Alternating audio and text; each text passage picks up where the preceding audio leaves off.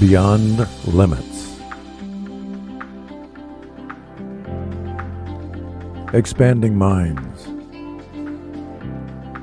Opening hearts. Connecting into oneness. I'm Reverend Larry DeRusha, and this is Reverend Lee Wallach, and we were just talking about exhaustion and some of the things about self-care. And paying attention to that, especially during this time when there's so much uncertainty and there's so much going on, and it's the holidays, and we've heaped on top of that, this whole COVID world. And man, so I find myself running sometimes and not going anywhere. Well, tell the audience what you experienced this week, because that gives us the background from which we can build on. Yeah, so what happened was the past week is I started getting tired, and then it went from tired to exhaustion. And I had no other symptoms, no headaches, no stomach problems, no intestinal problems. So, but I slept, and I kept sleeping. So I'd wake up and sleep and wake up and sleep, sometimes a couple of hours, sometimes, a few minutes. It was erratic sleep pattern. And I also didn't have any dreams. And typically I can remember my dreams. So it was unusual. Now, that said, there was my wife and I had said, well, maybe we should get a checkup, or I should get a checkup for COVID because, I have a symptom. Well, when we got the sheet that says, do you have all these symptoms or any of these symptoms? And I said, yeah, I have exhaustion, but I couldn't check anything else. It said, don't bother. So that was fine. And I took a homeopathic remedy. Now, homeopathy is an alternative form of healing, founded in the early 1700s by a man named Hahnemann, who was a doctor in Germany, Austria. And what he found was a substance that can poison or harm an individual can also heal them. But it has to be an extremely minute. At any rate, I took a homeopathic remedy for exhaustion called Gelsemium, and the next morning I was up and about, and we were back at our old schedule, doing too much, too fast, too soon, which is, I think, not uncommon. And it's also today with COVID going on, we're in this place where we can't get out like we used to get out, but we need to get out. What I missed most is my walk in nature and walking around the lake and then coming back and relaxing a little bit. And so during that time, just before when I got exhausted, I wasn't getting out and walking. We had a number of people who were calling all day long because they needed some help. So I spent time on the phone during the day. And then all of a sudden it was like, okay, time is warped because I lost the whole day. And so then it just morphed into this exhaustion. So self-care is such an important thing. And as we were saying, because COVID is one thing, but holidays on top of COVID is just compounded this anxiety.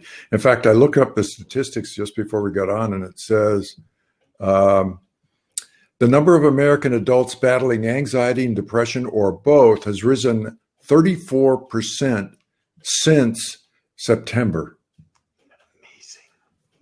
Amazing. 34% of the population, or 34% rise in the population of people that are depressed and anxious. And it's clear why. I had a title for this called The Crisis of Truth. And the whole thing about this crisis is we don't know what's true anymore because there's so much conflated nonsense, and there's so much information that we're bombarded over and over and over again by stuff, and we don't know what to believe. And Larry, let's just come back. Let's interject. Let's come back to self-care, because that's where this really, really started with. And so not only do you have COVID, not only are you not able to get out and socialize, but if you're working from home, you're not working 8 hours a day. I'm not. I'm working a lot more than that. because the home becomes your office. And so you're always on call. So then when I look at self-care, I say, do I have my meditation scheduled? Do I have my workout scheduled? Do I have my walk with the dog scheduled? Do I have time with my wife scheduled? Believe it or not, I've got that on my calendar. So do you think that's a practice that you've always had? It's like a personality type? Or was it something you disciplined yourself with? I am a very disciplined person, but I didn't have this discipline until I became a spiritual teacher. Mm-hmm. And then I had to discern, okay, what was most important to me? And the things were most important to me are what I put on my calendar first. Mm-hmm. And then everything else fits in around that. And I really get that. And I'm going to even take it a little bit step further, is because we don't know a lot about COVID, but I just read a statistic the other day from the CDC, and I found it a very interesting statistic. If you are under 70 years of age and you have COVID, you have a 99.4% probability of perfect health coming back. 99.4. If you are over 70, it drops down to 95%. That's not that much to worry about. No, it's not too much to worry about, and it affects everybody differently. Exactly, but it's affecting a very small portion of the people that differently. Yeah, that small portion of the people are people who have depressed immune systems. Yes. Who have co-commitments of diabetes or whatever it might be, concomitant symptoms. Those people are much more susceptible. Someone in our family who has diabetes and heart trouble, they've been in the hospital now for 4 weeks, 5 weeks. On the other hand, we had somebody who was in the church and they dropped over dead. No symptoms at all. They just went boom. Well, when they were tested, they had COVID. And the problem was the pulmonary system somehow started crystallizing, which is one of those phenomenons of COVID, where the pulmonary system starts to get but then on the other hand, that was also a person who was always worrying, always upset, constantly germophobic, all the kinds of things you don't want to do because it attracts that kind of energy to itself. Exactly. And and I think that self-care it's really got to be put into your discipline, and you got to follow it. And I have to say that I'm not the best at doing that. And as a writer, go ahead. I'm there. The other day, I'm doing my morning podcast, Thought That Can Change Your Life. I'm doing that, and I'm talking to these people on there, and I've mentioned deep breathing. I've mentioned doing the Wim Hof technique. And one woman said to me, says, why do you keep bringing that up? And I said, well, let me tell you the science behind it, why to do it. I said, when your body gets that alkaline, that oxygenated, it's not in a state of stress. It's in a state of being, the oxygen's actually purifying your system. It's helping you. The studies have shown, Wim Hof has done a study where they injected the E. coli virus right into his body. No impact. They said, well, you're a freak. And then they went and he got 12 men. He trained them in the same thing for 30 days, brought them in, injected all 12 of them. No impact. Took 12 men that didn't do it. All of them had the impact. So when you start hearing things like that, and what I mean is, did you say Ebola? The Ebola virus. Wow, that was a dangerous experiment. Yes, and he had zero impact to the 13 of them, and yet, but the others did. The 12 that didn't do the deep breathing technique, that weren't trained in it, that's exactly right. They had immediate impact on them. Yeah. And so what was fascinating is when you start reading and you build up evidence that what you're doing will benefit you, then you'll build a discipline. Yeah, that's true. When you get the reward from the work. Yes. Yeah, and we're certainly trained in that. Yes. We're much more trained to where's the reward? Okay, I'll go for that. Yeah. It's like the kids that go for the presents. There was a video I saw the other day of this old man, 75 years old, I'm guessing, and he had lost his wife. And he was there by himself, and he was old and decrepit. And all of a sudden, he went outside and he was picking up a kettlebell, like a 12-pound kettlebell. And this old woman walked by and looked at him. So he went inside and he started doing this kettlebell every day. And he did it. It was like 30 days he did the kettlebell. And then they show him going over this house. And he goes into the house. And all of a sudden, this little girl, like 3 years old, runs up to him. And he reaches and he picks her up just like the kettlebell. His reason for doing that, he wanted to interact with his granddaughter. Mm-hmm. He had the reward that caused him to start self-care. Yeah. That's absolutely true. That's a great one. Good story. You know, one of the other things I think is walking in nature is so powerful because we get to see what nature's about, feel what nature's about, and that energy and that grounding. And so many people just are not getting that nowadays. Yeah. And they can still get out, even if you have, you know, this concern about COVID, you can still wear your mask and you can still walk, and you're going to be as far away as you need to be from anybody else. Just choose the place where you're going to walk, where it's not crowded. I do watch people who are out walking in nature, and there'll be, you know, groups of them, and it's like there's 10 of them or 12 of them walking in a group. As long as it's your pod that you're in, that you've been surrounded by for a while, that's probably okay. But what are some of the other things? So taking care of your body, for example, I know I've gained like 10 pounds. So I realize I eat more because I used to be active. Now I'm not active enough. So I'm a good role model for what not to be. And I'm sitting here more disciplined than ever because of COVID, the fact that I did have surgery on my hip, and I wanted to make sure I didn't gain that weight. Yeah. And so again, it's that discipline. I have a 2.5-year-old granddaughter. I want to be young the whole time I know her, so that she remembers her grandfather as being a vital part of her life. Yeah, you bet. That's a big deal. And Larry, let's not forget that what our mind or what our body experiences starts in our mind. Sure. And if you're living in fear all the time, first off, fear of COVID, fear of what's going on politically, fear of what might be happening in your job, fearing about what's going on financially, if you have underlying health conditions, if you're not in a great relationship, because COVID confines people more, and if you're not in a great relationship, it accentuates the not greatness of the relationship. So you start building all of this on, and you've got this monster balloon of stress inflating, and then the slightest little thing, boop, it blows up, and it is an ugly mess. Yeah. It's that 34% growth in anxiety and depression. Exactly. And that's where you've got to build the practice of meditation. You've got to build the practice of talking. I talked today about if you are truly going to be in self-love, you've got to be willing to ask for support when you need it. And I think so many people forget to ask for support. And that's what people got to do.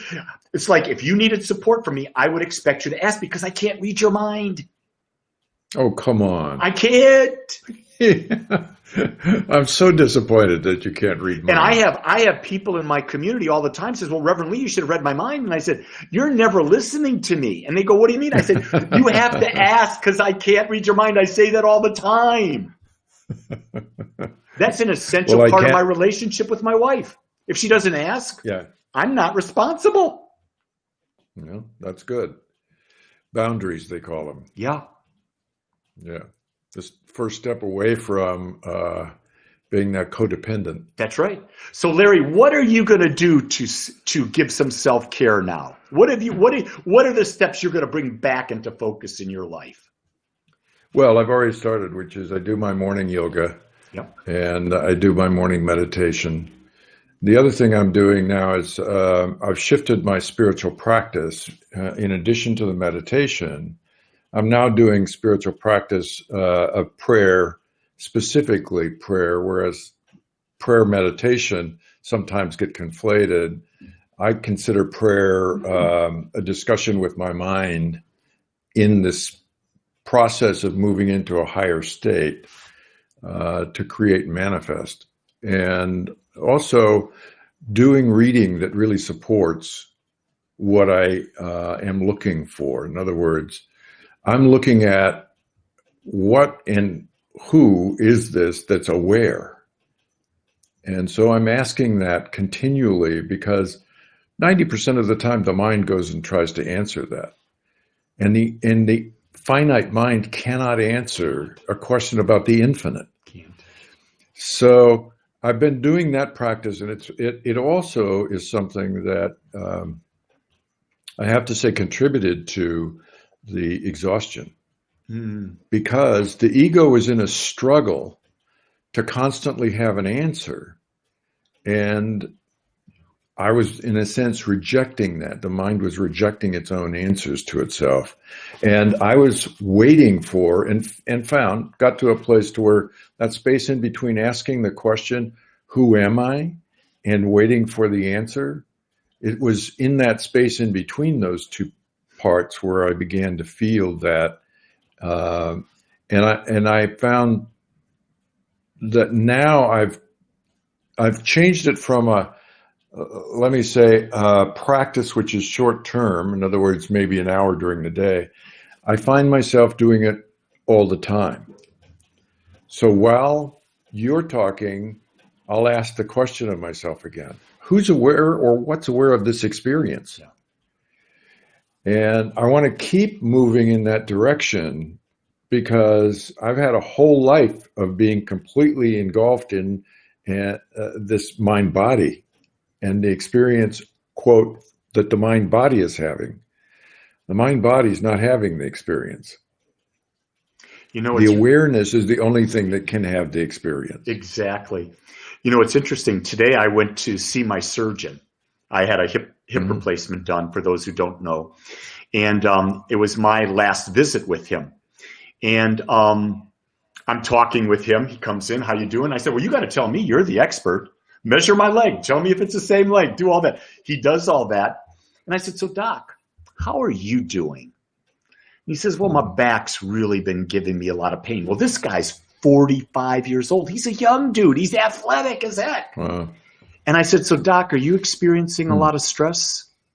And he looked at me and he says, well, I have a disc thing on. I said, doc, I know. I've got a compressed L5S1. And I know that when I'm in stress, it acts up. So I'm asking you, are you experiencing a lot of stress? And he smiles at me and I says, time for yourself to get rid of that self-stress? He goes, yeah. And so he goes on, and this is not a warm, fuzzy doctor, right? Mm-hmm.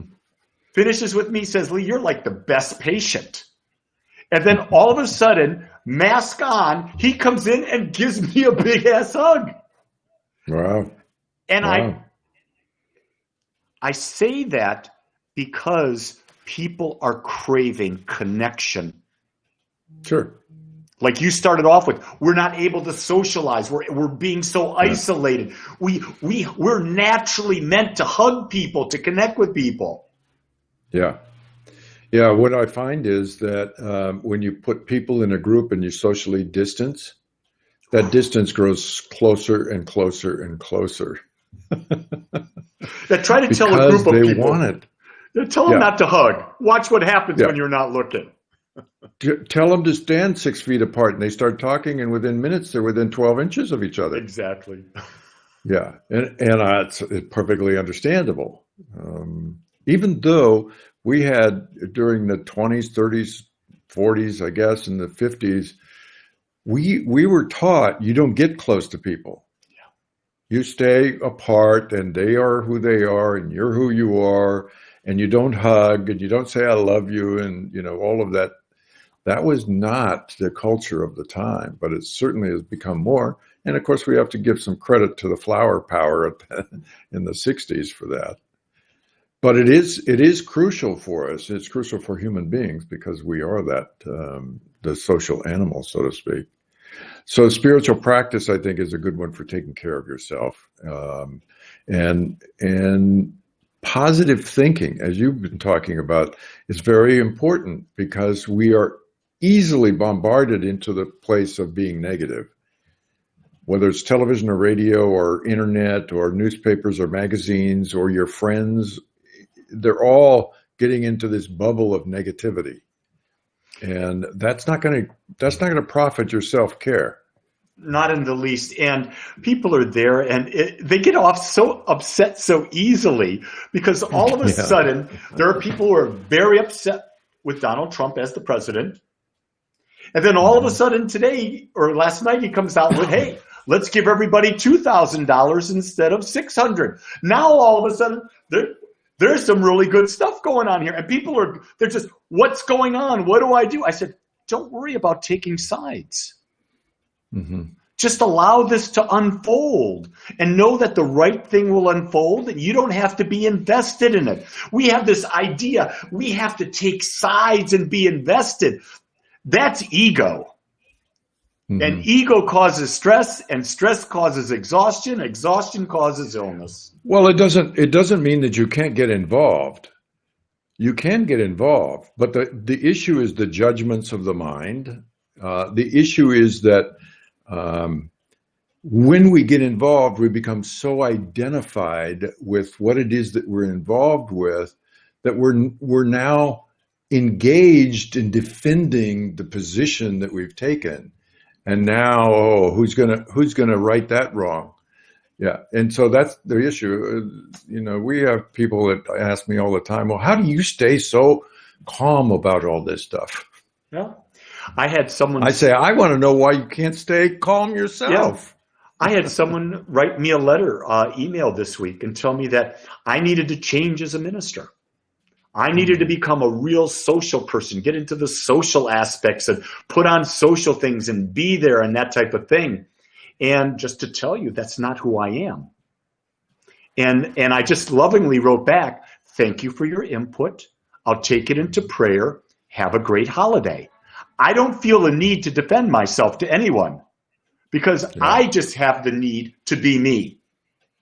Yeah, which is good. I think for me, I've always been more of an introspective type, and I've also been more of I work on my own, doing my own things.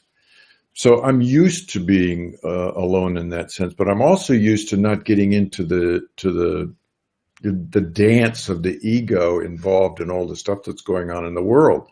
It's always gone on in the world. Yeah. It has never not gone on in the world. Where you've got ego, you got the dance. So in order to move yourself into peace, love, and joy, you have to discover the truth of who you are. And that is not this ego body that's doing this dance in the world. And in fact, my wife and I watched a show the other night. We're watching The Fringe, which was a series in 2010, I think. J.J. Abrams produced, and it's kind of out there. It's kind of out there because it's about all these things that science fiction deals with put into a real life setting. And she watches and she's like, oh my God, oh, how can that happen? Why would that happen? And I'm sitting there going, well, isn't that cool? So, but we have to become less passionate. And the reason I say that is because passion, in the Passion of Christ, passion means an overindulgence in suffering. Yes. And it doesn't mean it's your path. Now, the real path is what Joseph Campbell said, which is follow your bliss. Now, that didn't also connect with a lot of people in the way that I think he meant it, because he was quite a student of Hinduism. Bliss is a stage of consciousness or a place in consciousness that when we get to that point, we can track back to our own source. That one source is the oneness of all. Following that bliss results in happiness, joy, love, peace, and all of those qualities that don't really define it, but are the concession to language. And that also means when he said bliss, he didn't mean you're going to be happy all the time, which has been the main thrust of society right now, and it's the opioid of the masses. So happiness is been thrown out there so much that we chase it out there all the time. And we will never find enough of it Yes. because it's not it. Yeah. There's only the inside job, only that. And, I would have loved to have learned that when I was in kindergarten, in high school, and in my 20s, 30s, 40s, 50s, 60s. And here I am in my 70s going, gee, where was this all that time? Right there, Larry. Yeah. I traveled the world to find myself. And actually, I was still sitting here when I found it. Well, how's your holiday going to shape up? Very quiet, very simple. Just my wife, my son, and I here, and then we'll do a Zoom call with my other son and my granddaughter. So it's going to be a quiet, wonderful, reflective day. So it's going to be a lot of self-care. That's cool. I'm used to these big family get-togethers with Mary Jean's got a large family, and so most of the time it's 27, 28 people. This time it's 4 of us. So, and that will be the 2 days, and we'll see what New Year's looks like when New Year's comes around. But I know Zoom's going to do really well on Christmas Eve, and New Year's Eve and New Year's Day. Well, I think we can wrap this one up. Last week's show was interesting because it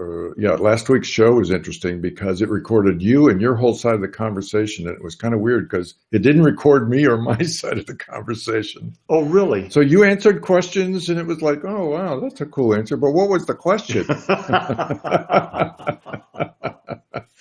So technology doesn't always serve the way we expect it to. There you go. But this one was live. I've been watching it off on the side on YouTube, and it's been great. It's excellent. Working perfectly. So, all right, buddy. Well, we'll catch you on the next flip. Look forward to it, Larry. Have a great holiday. Thanks, and everybody else have a great holiday as well. Around the world, there are a lot of holidays during this period of time. Kwanzaa's coming up. We just had Hanukkah. So there's a number of them. All right, we'll see you soon. Okay. Take care. Beyond Limits. Join us and ask your questions. Check our website for details on our call-in shows. Check BeyondLimitsRadio.com. That's BeyondLimitsRadio.com.